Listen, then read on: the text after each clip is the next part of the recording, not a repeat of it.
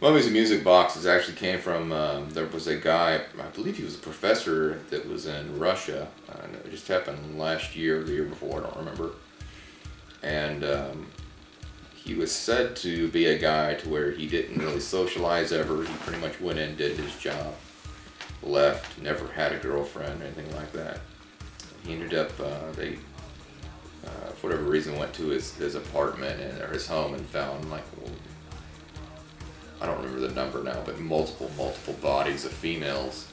And these weren't people he killed or anything. These were, a lot of times long dead people that he robbed their graves, took their bodies out, and wrapped their bones in layers and layers of cloth and stuff, and made these mummies. But he made them into dolls, basically, and he had them set up at dinner tables and things like that.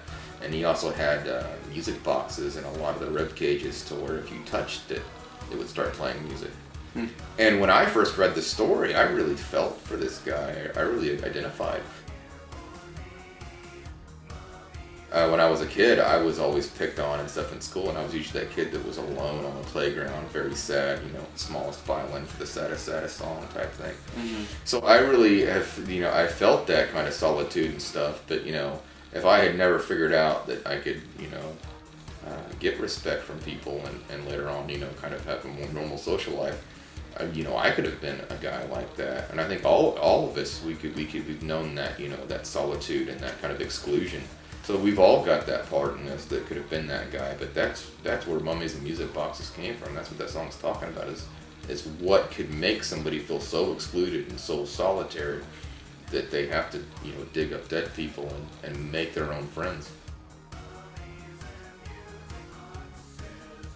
I kind of made a transition from somebody who dealt with that and still deals with that kind of those feelings to somebody who now is in a position to maybe give people hope that have those hopeless feelings.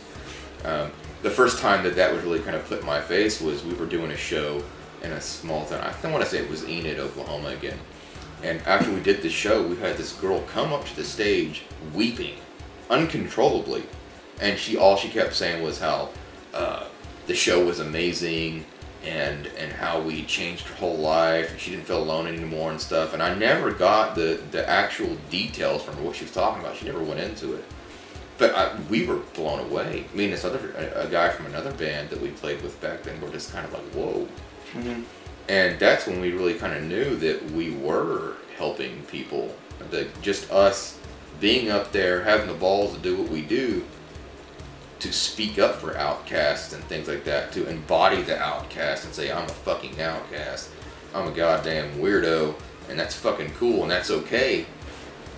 That right there, that's when I knew that I was in a position to help. I mean, we would have people come to shows who had deformities, real deformities, and we would pick those people out and put them on stage and say, this person's fucking awesome, and everybody would cheer for him and shit. It was we created this environment at these shows to where it was like, if you were an outcast, welcome home, basically. And